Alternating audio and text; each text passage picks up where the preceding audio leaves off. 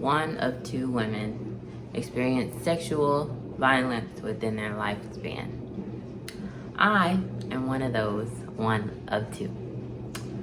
Unfortunately, despite how happy, bubbly, and nice and positive I may seem, I have a very dark past. The first time I was ever sexually assaulted was at the ripe age of 5.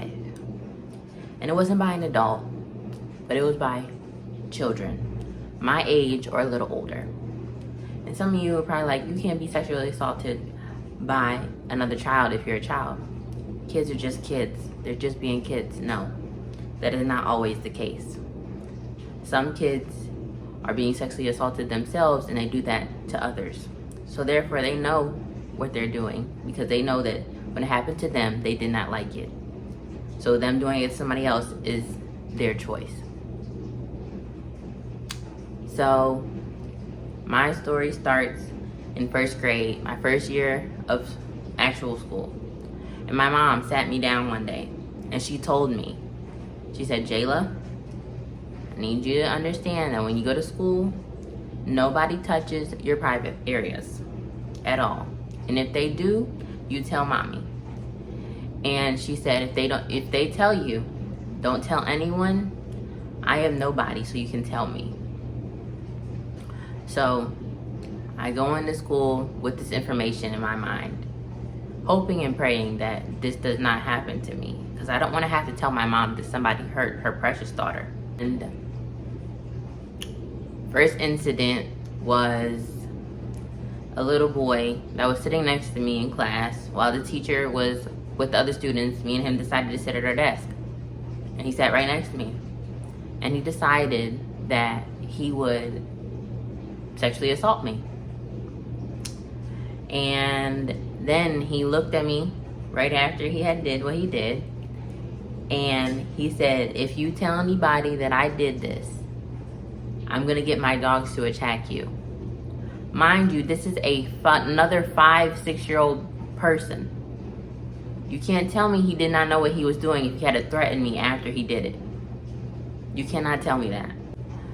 Then the next person was also in my 1st grade class. Same school, 1st grade class. Every time we would go in a line to go to the cafeteria or to the library or just to go out of the classroom, this boy would intentionally, every time we got in line, get behind me just so that he could touch my butt. And even in some cases, he would barter with me with food in order to touch my butt. And me being the just innocent, gullible child I was and wanting food that I didn't have that he had, I say yes. Started to use my body as a bargaining tool at 5 and didn't really realize it until I got older. And then there was the 3rd kid, somebody that I went to karate with, to an after school program with. And we had a whole bus driver. He could see everything in the back of the bus. And there's a whole bunch of kids around us. And this little boy decides to put a coat over us and he sexually assaults me. And after he's done, he says, can we do this again tomorrow? And what did innocent Jayla say? Okay. Because I did not want him to get mad at me. I did not want him to dislike me. This is the innocence of a 5-year-old. Even though my mom had told me, do not let anybody do that to you. Do not let anybody touch you inappropriately. I still did not understand how to proceed if something like that happened to me. And I feel like no child should ever have to go through what I went through. And this is not the only time that this happened. This continued to happen all throughout all of my schools, elementary, middle, and high school. I would be sexually assaulted. And a couple instances I actually had to go to court And I was not happy about that because I was just over it, because I thought that that was just going to be something that happened to me throughout my life. It was about 13 plus instances where I remember clearly the people that have sexually violated me. And I just want other kids to not have to go through what I went through. So the one thing that always stuck out to me is all of these things happened when there were adults nearby. In school, there was adults in my class. At after school programs, there were adults all around. At home, my mom was there. There was one instance where my mother was actually in the house when I got sexually assaulted in her basement by our neighbor.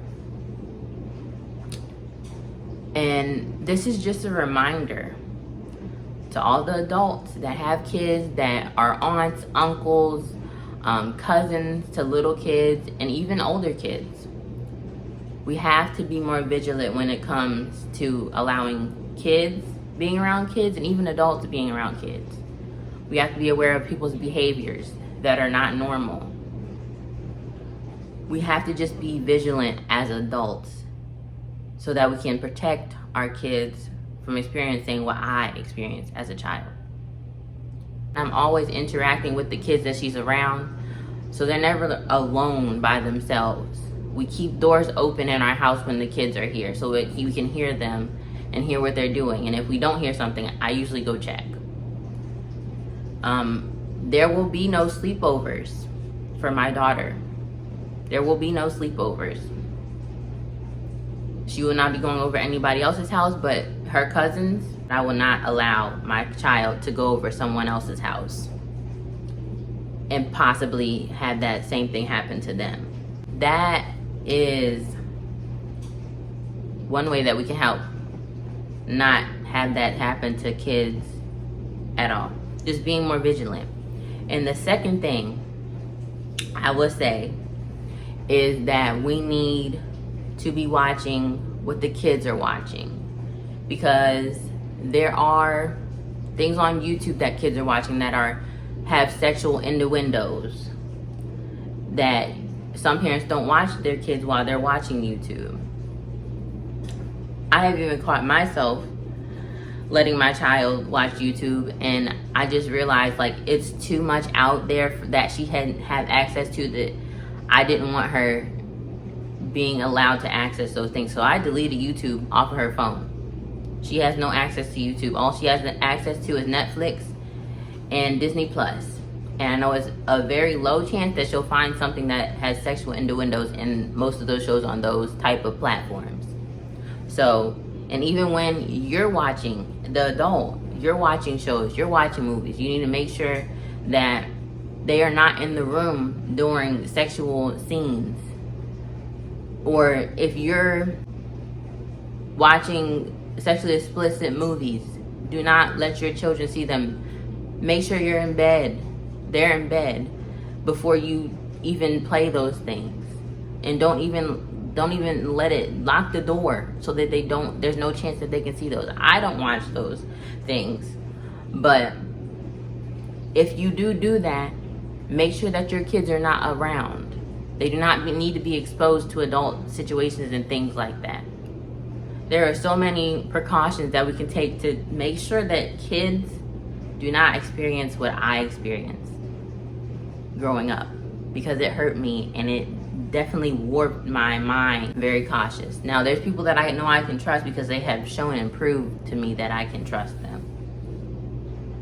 But these are just some tips to help you guys keep your kids safe so that they do not have to go through what I went through as a kid. Please be vigilant and be aware so that your kids can stay safe. Chance of getting sexually assaulted within their lifetime. Thank you for watching. I love y'all. Peace. We are leaving the Rose Room.